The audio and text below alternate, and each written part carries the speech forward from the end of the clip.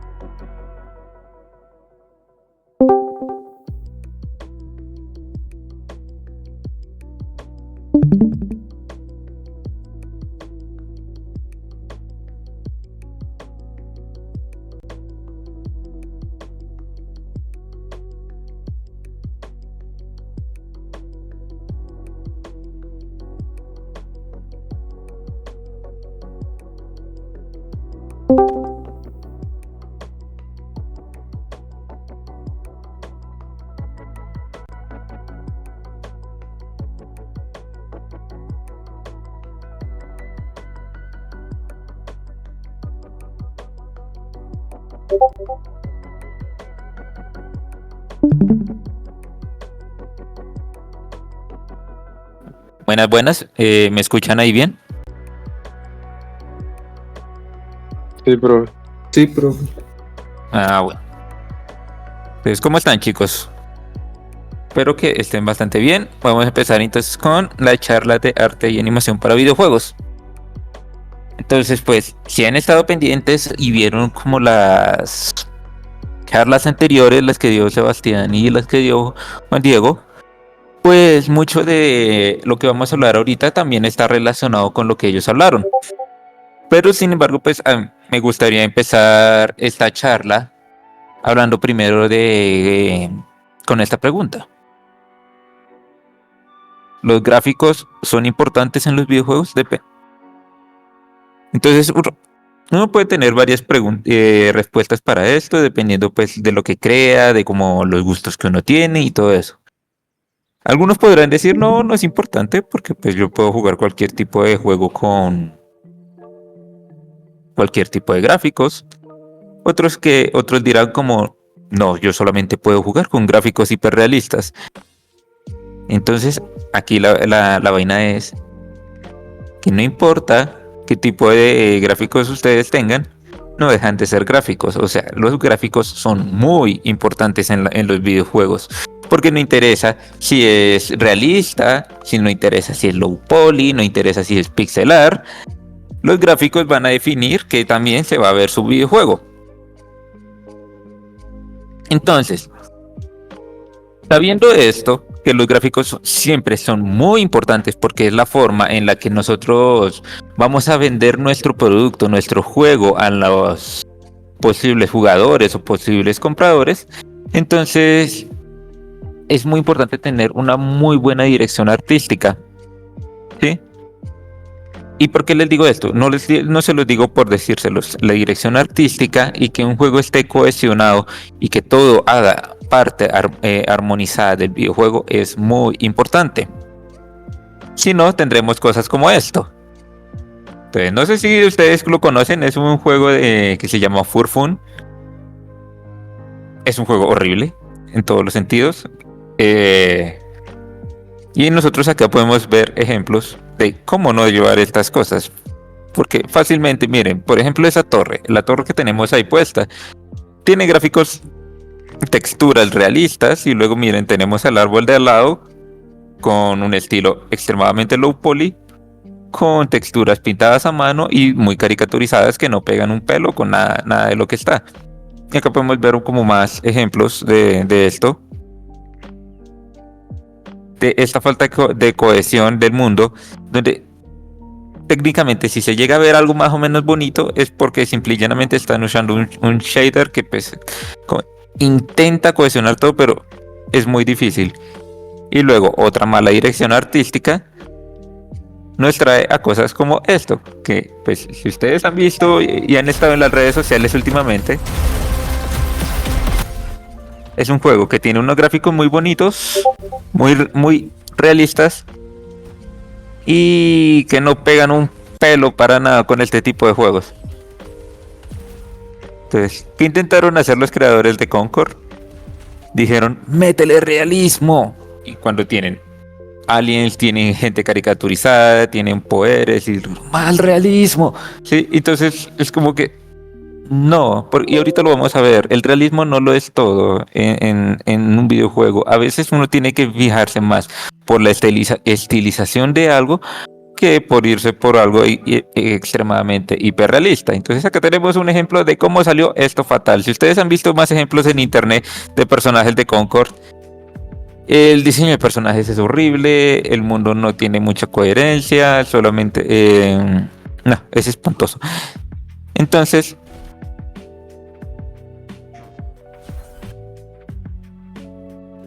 acá entonces llegan los buenos ejemplos. Cuando nosotros revisamos sagas muy legendarias, como en este caso The Legend of Zelda, nos podemos fijar acá en esta imagen la cantidad de estilos artísticos que ha tenido la saga a lo largo de los años. Fíjense que hemos ido desde estilos más o menos realistas, como estilos muy manga, o estilos totalmente caricaturizados, muy toon, como lo que es viendo... tenemos el Zelda Breath of the Wild, tenemos el Zelda Ocarina of Time, tenemos el Zelda Link's Awakening, el Zelda Twilight Princess y se me olvidó el del Toon, pero bueno. Cuando nosotros vemos esta saga, cada uno de estos juegos es fácilmente reconocible simple y llanamente con ver un poco de su estilo artístico. ¿Por qué? Porque es que tienen un muy buen estilo artístico muy definido. ¿Y cómo podemos llegar a tener un estilo artístico bien definido a la hora de tratar un videojuego? Pues les voy a poner aquí un ejemplo. Loish, para los que no la conocen, Loish es una artista de talla mundial que es muy reconocida, en especial en redes sociales. Ella tiene un estilo muy único que pues es muy de ella. Acá hay más ejemplos.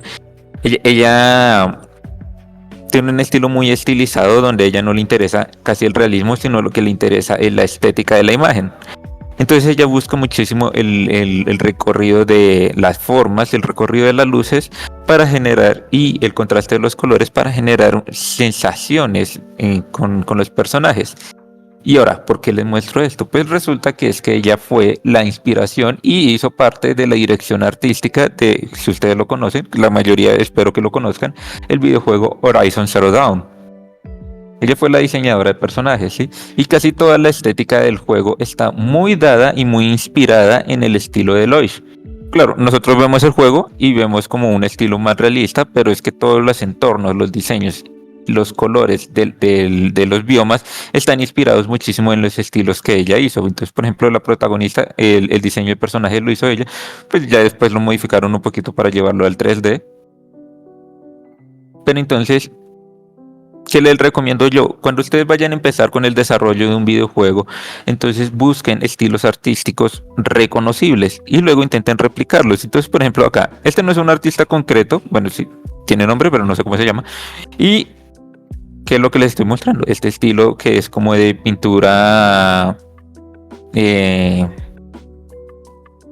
con tinta, ¿sí?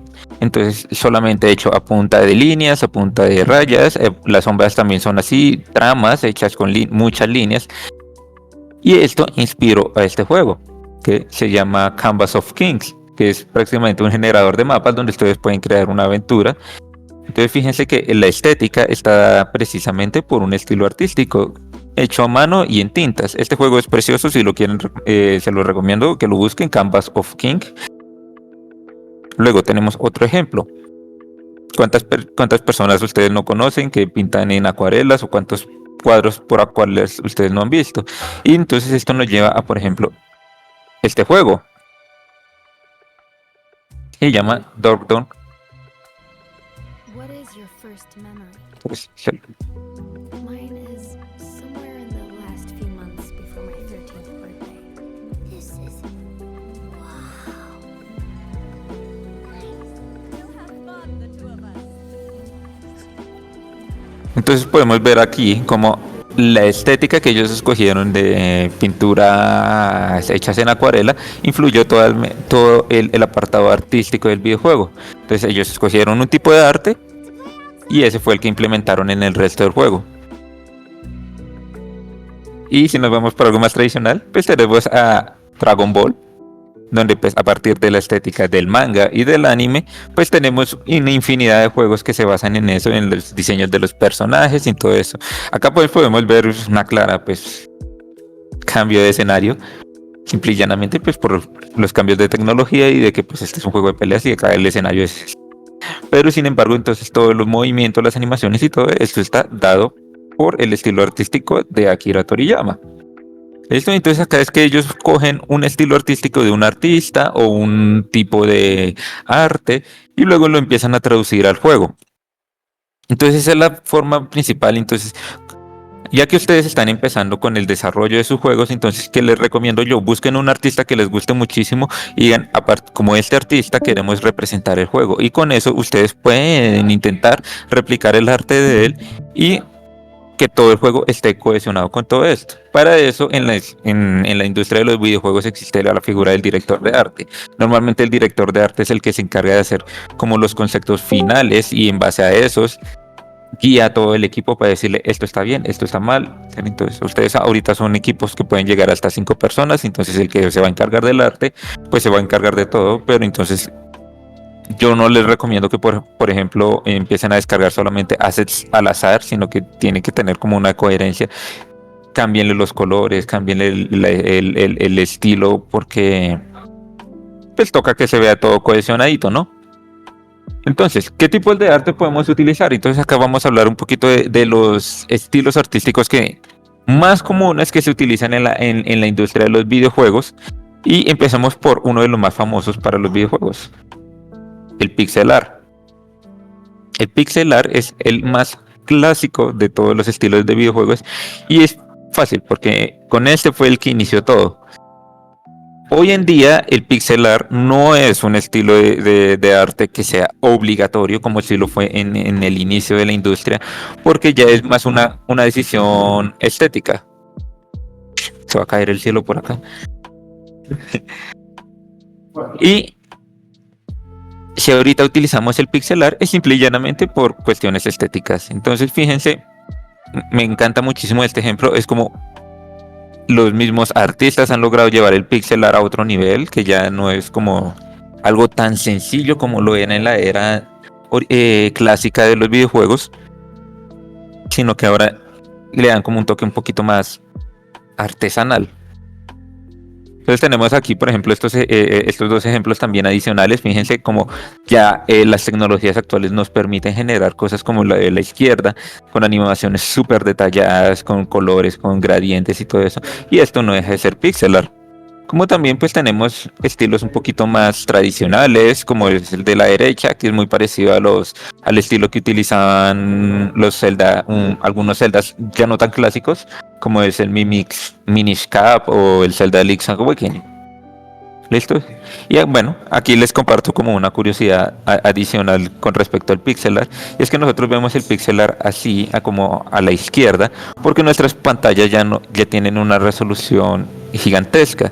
Sin embargo, el pixel art nació de esta forma porque en los televisores de antiguos de rayos catódicos no se podían diferenciar los píxeles a tal resolución, por ende se veían un poquito difuminados. Y fíjense la diferencia que hay entre ver una imagen pixelar en un monitor totalmente HD con un monitor de rayos catódicos como uno antiguo.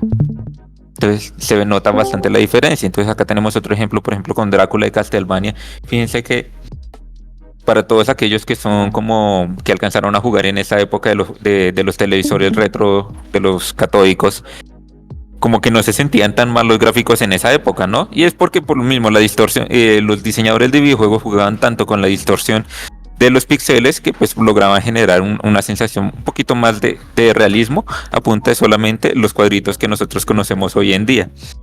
Si quieren ver, profundizar de esto, yo les recomiendo un canal que analiza precisamente esto, como el pixel art ha cambiado la forma de ver los videojuegos, que se llama Plano de Juego, se llama el canal. Es excelente, pueden ver muchísimo ahí sobre desarrollo de videojuegos, tutoriales y todo eso. Y este video es excelente para eso. Entonces, pues bueno, ya más allá de esta curiosidad del origen del pixel art, vamos con el estilo de arte. No puse el título. Bueno, este estilo de artístico que es como de gráficos generados a mano. Y cuando generados a mano no significa que están hechos a papel, que en este caso sí, que es Cuphead, sino que son dibujados, sí, que son hechos por un artista totalmente a mano. Entonces este tipo de arte ha ido ganando muchísima popularidad con el pasar de los últimos años, porque mucha gente está intentando como volver a la época retro. Entonces este tipo de arte nos ayuda muchísimo a optimizar muchos recursos a la hora de los videojuegos, porque claro, no dejan de ser imágenes que yo puedo pasarlos como sprites en un motor, en un engine, y me ahorro todo el modelaje del personaje y no me va a estar pesando cosas, porque simple y llanamente va a ser un plano puesto sobre el videojuego.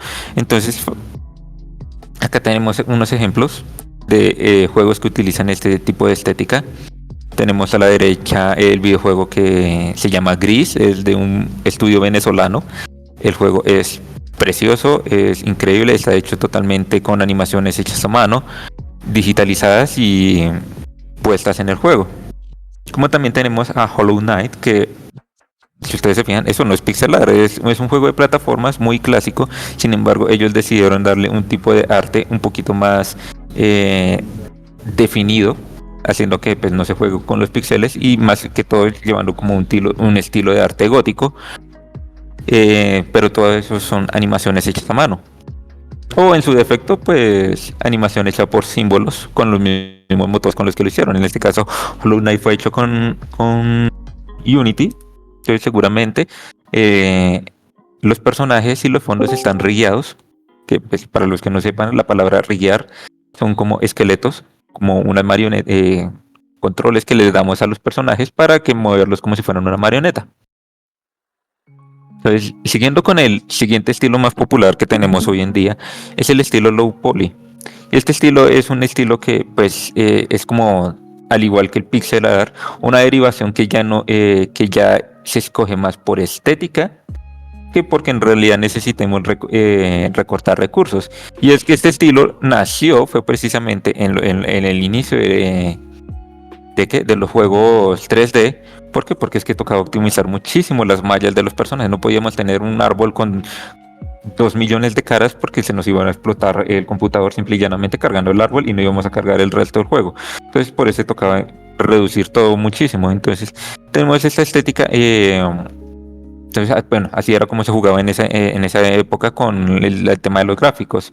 Hoy en día, pues ya hasta en nuestros celulares corren juegos de esa época, entonces ya no es necesario llegar a un nivel de optimización tan bestial como eso. Sin embargo, la estética se ha quedado muchísimo. Entonces tenemos juegos y tenemos bastantes ejemplos de juegos que utilizan esta estética low poly.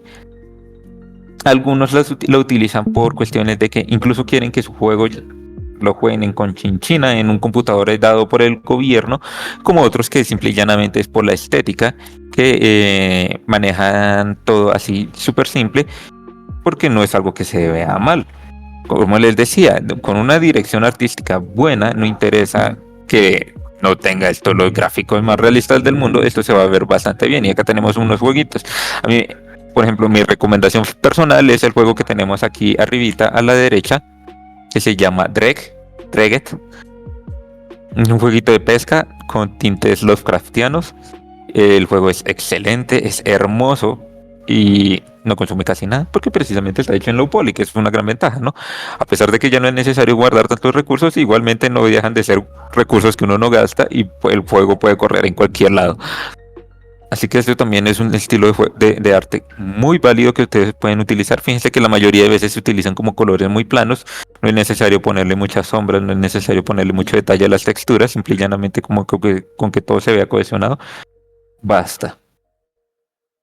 Y luego venimos como el clásico de los clásicos, ¿no? El hiperrealista. Entonces acá tenemos juegos donde ya básicamente es intentar replicar la realidad con lo que más se pueda. Que pues es un tipo de juegos que lastimosamente tenemos muy asociados con solamente producciones AAA y es porque lastimosamente también solo las producciones AAA son las que pueden darse el lujo de generar un videojuego de este calibre con esta calidad de gráficos. ¿Por qué? Porque ustedes se imaginarán la cantidad de trabajo que tiene que hacer un personaje como Joel, que no es precisamente fácil y algo que uno puede hacer en 5 minutos. Como de pronto podría ser con el arte low poly. Entonces, acá son empresas que tienen cientos de trabajadores los que trabajan para dar este estilo artístico. Y algo que me gustaría con lo que se quedaran de esta charla es que el estilo realista, no por ser realista, es mejor.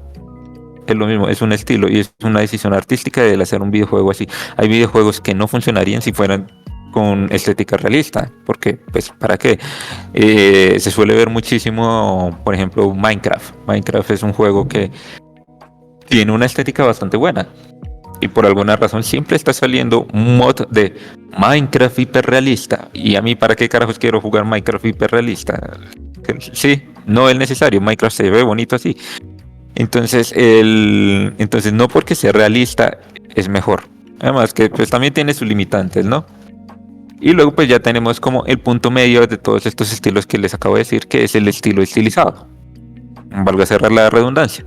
Entonces, ¿de qué se basa este? En este tipo de estilos que ya tenemos es donde ya no se busca tanto el low poly, como lo vimos anteriormente, sino que ya son pues modelos o gráficas que ya tienen pues una cantidad ya decente de caras para generar más detalle.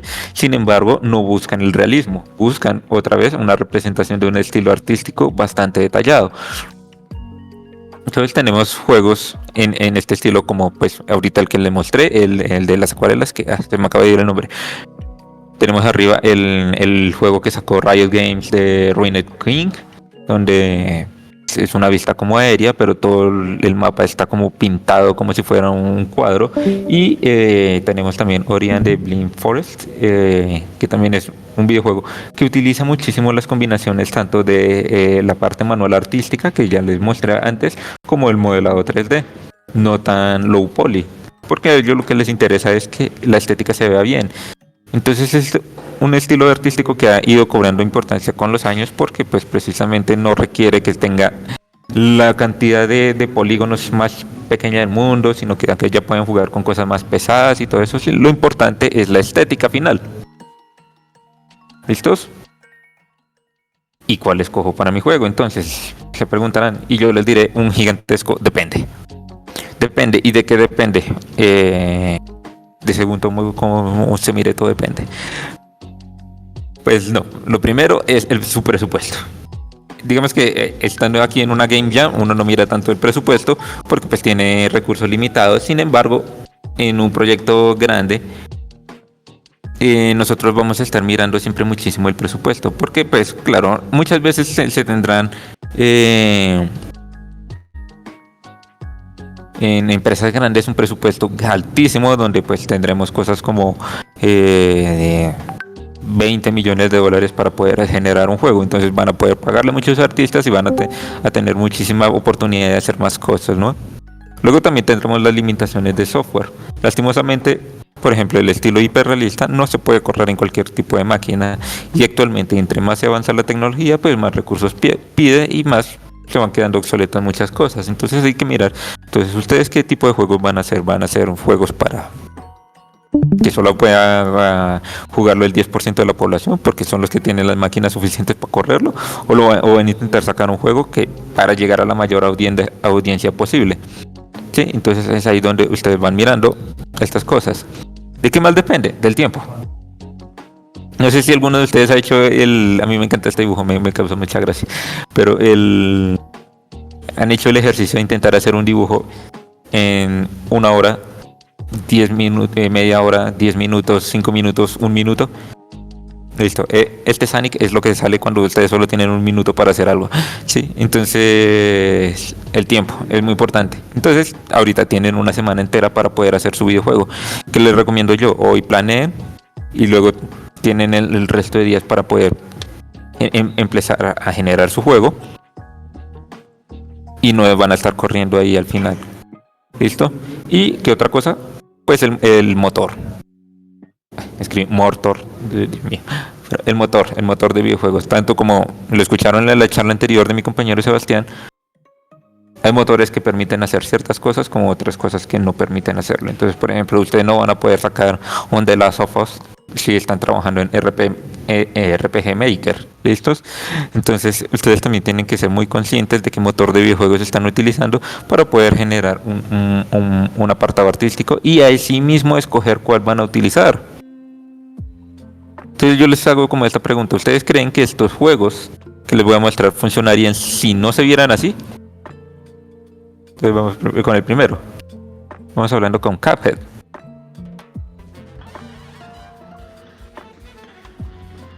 Ustedes ven este juego y dicen, ¿se lo imaginan con otros gráficos?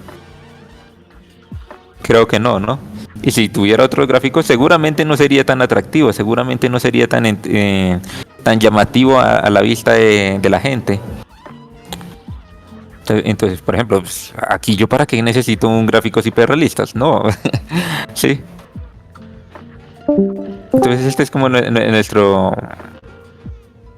Listo, entonces... Ay, Dios mío. Listo, tenemos este ejemplo, ¿no? Siguiente juego. A ver. El remake de Link's Awakening. Voy a ponerlo como más adelante porque...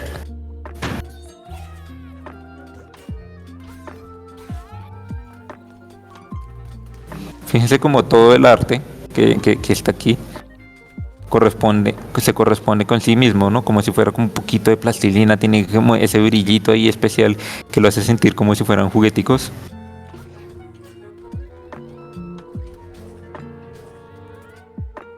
Entonces, este juego también es otro que yo digo como no me lo puedo imaginar con gráficos realistas porque no. ¿Listos? Y el otro que vamos a ver es obviamente The Last of Us. Entonces, otra cosa que tienen que tener en cuenta mucho al escoger la estética de un videojuego. ¿De qué va a tratar su videojuego? ¿Va a ser un videojuego feliz? ¿Va a ser un videojuego triste? ¿Va a ser un videojuego de terror? ¿Va a ser un videojuego de acción? ¿Sí? Entonces de eso también depende muchísimo el estilo artístico que ustedes van a utilizar. The Last of Us es una historia muy trágica, con muchos giros muy dramáticos en un mundo posapocalíptico muy duro. Pues entonces en un estilo como realista le pega bastante, ¿cierto? Un juego como el que acabamos de ver, Link's Awakening, es un juego muy enfocado a los niños. No necesariamente solo los niños pueden jugarlo, eso es algo muy importante que ustedes tienen que tener en cuenta. Su juego lo puede jugar cualquier persona. Que no vaya enfocado a su target es otra cosa. Pero entonces ustedes ahí van escogiendo. Entonces, por ejemplo, una estética como la de Cuphead, creo que no serviría muy bien para un videojuego de terror, ¿no? Porque pues esa estética no me va a generar miedo. ¿Listo? Entonces, sin embargo, una estética como esta, pues de pronto se puede sentir un poquito más atemorizante. Ent- Entonces, pues hablando así como de... terminando aquí como de hablar de todo, de, de esto que les quería comentar. El, la estética que nosotros manejemos va a ir muy acorde con lo que nosotros queramos mostrar. Entonces, bueno, ahorita no sé, digamos, tienen la voto de ideas ahí al aire. El juego tiene que tratar sobre mitología, listo. ¿Qué cosa pueden mirar? ¿Cómo se representaban a los dioses antiguos en Grecia, ¿no? Entonces tenemos allí las estatuas de mármol. ¿Qué tal una estética donde todo se vea como si fuera mármol? No sé, o miran como mitología japonesa y miran cómo están dibujados los antiguos pergaminos japoneses, que tienen una estética muy propia, que utilizan unas líneas muy curvas para representar todas las figuras. Entonces también podrían utilizar ese tipo de estéticas. Entonces, dependiendo de lo que vayan a hacer, ustedes pueden ir mirando. Y pues bueno, eso sería como todo por ahorita esta charla. No sé si alguien tenga alguna pregunta, si alguien quiera comentar, quiera aprovechar esto para decir algo.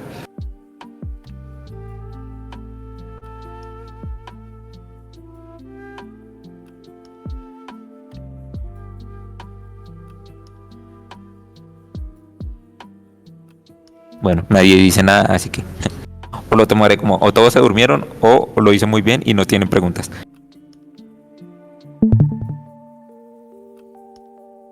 Listo, chicos, entonces, pues eso sería como por la charla ahorita. La próxima charla es, si no estoy mal, a las 4. Entonces, si nadie todavía tiene preguntas con respecto a la Game Jam o a la forma de calificar o a esto, pues entonces nos estaríamos viendo en un ratico, chicos. ¿Listos? Listo, profe, gracias. Bueno,